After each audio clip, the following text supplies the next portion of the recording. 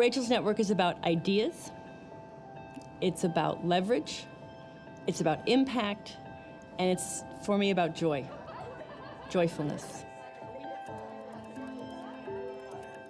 I'm proud that the network can connect me with people that I wouldn't ever meet in this entire world. And right off the bat, they are sisters. I knew that they'd be great colleagues, but I didn't realize how much I would personally be inspired by all of them and how enriched I'd feel every time I got together with these women. The women involved in the organization are extraordinary women, passionate about their particular interest in preservation and stewardship of the planet.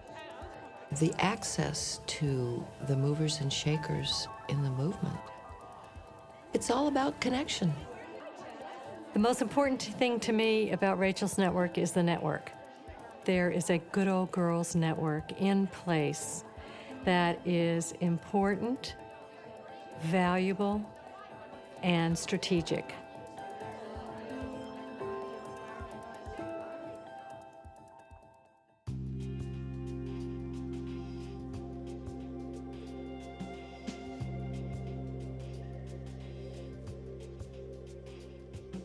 In those early days, it was just sort of a handful of us, 25 or 30. Not sure in the beginning that we actually knew where we were going as an organization other than networking and putting women on boards. This is one of the goals of the organization, to enhance women's leadership, and board membership is one of the major ones. So creating this organization to develop women leaders is just an amazingly powerful synergy that we have as a group of women. This is a pioneering organization, and it has the ability to attract the kinds of women that can make big social changes. Well, I think we're all far more confident in the types of discussions we're willing to have with people as advocates. Just proud of its growth, and that this idea has really worked.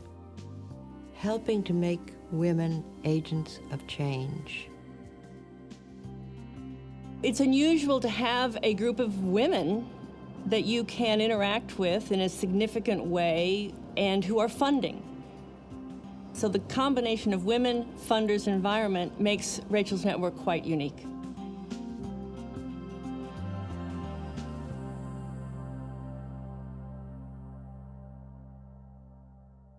We've really come a long way. We're much more sophisticated about how we think of ourselves and how we think of the impact that we can have, and how we think about using our money as strategically as possible. So why don't we use our energies to work with the women in the House of Representatives and do whatever it is we need to do to make them a stronger voting presence. I was drawn to the possibility that we could make some progress by working through the women of Congress, who have more natural bent perhaps toward environmental causes than the men do.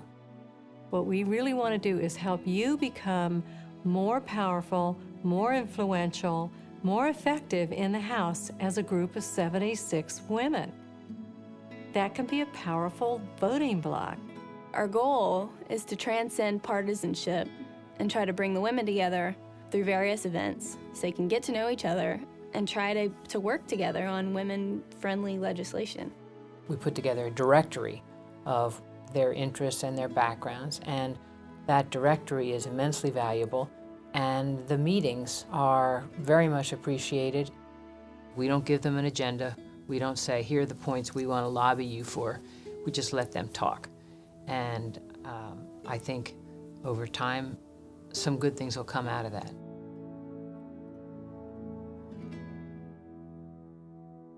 A lot of our members were interested in environmental health issues, and a lot of them are mothers and were concerned about sort of their environment and what was going into their children's body, what was happening with their own bodies.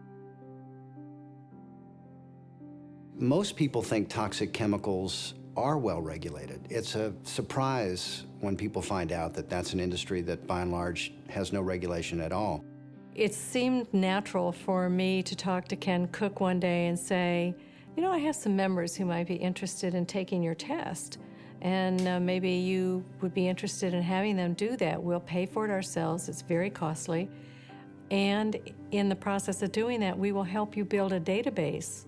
And then over 20 members of Rachel's network and their families gave their blood to the Environmental Working Group, which we submitted to laboratories to test for toxic chemicals.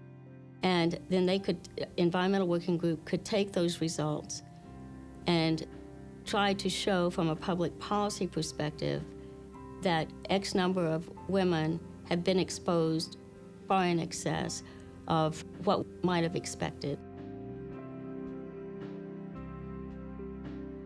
And they ultimately did some infant cord blood samples with, I don't know how many different infants, but they tested the cord blood and found different chemicals in infant cord blood, which is just staggering. What's been kind of interesting about the test is so many of those chemicals that were banned 30 years ago are still appeared in all of our bodies. With the work we've done with Rachel's network, we've been able to make the case for some really sensible safeguards that are long overdue.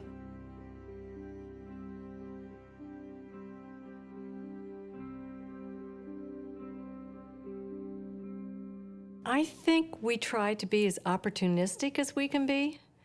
And if you see an opportunity to do something no one else is doing, then you want to focus on that and do something that's unique. Quite some time ago, I remember reading about Richard Cizik's views on stewardship of the earth and thinking, my gosh, what an interesting chap. Let's get in touch with him. Irene Crow called me up and says, why don't you meet him? And I said, only if you'll do it with me, you know? She did a wonderful job at that meeting, I remember, looking for and finding right away the common ground. I willingly said I had had a conversion to climate change, the science of climate, and the responsibility to do something about this, but I didn't know anybody, frankly.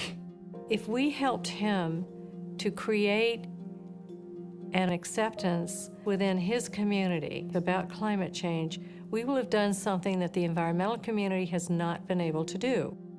We knew how to connect Richard Cizik with some of the key players in the national environmental movement, and we acted as catalysts. Amazing things have happened over the course of 5 years in my association with Rachel's Network.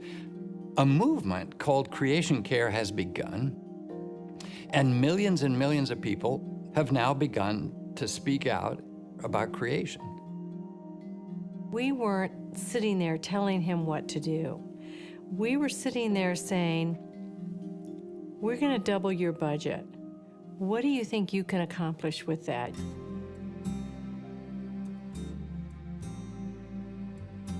They've undergirded me. I couldn't have made the trips, the speaking trips. I've been on over 40 college campuses. It's the first time many young evangelicals have ever heard such a message. The very first time. Winsome said, would you like to meet my friend Eric? So I met Eric Shivian of the Harvard Center for Health and the Global Environment. He had his hesitations and I had mine. Well, we discovered our stereotypes were wrong, but Winsome brought us together.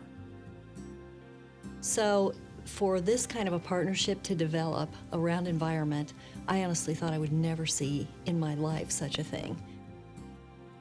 I'm really proud of my association with that evangelical initiative.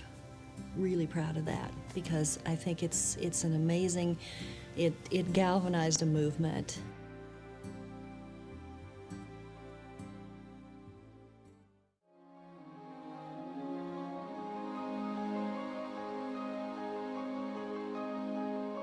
To be within this circle of women and grow that circle of women and empower ourselves, myself and them, is incredible opportunity.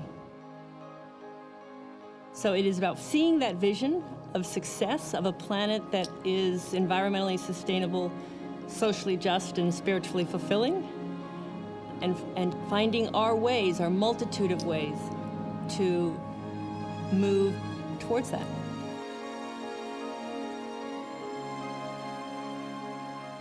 But that change, that transformation, is happening around us, and Rachel's network can play a vital role.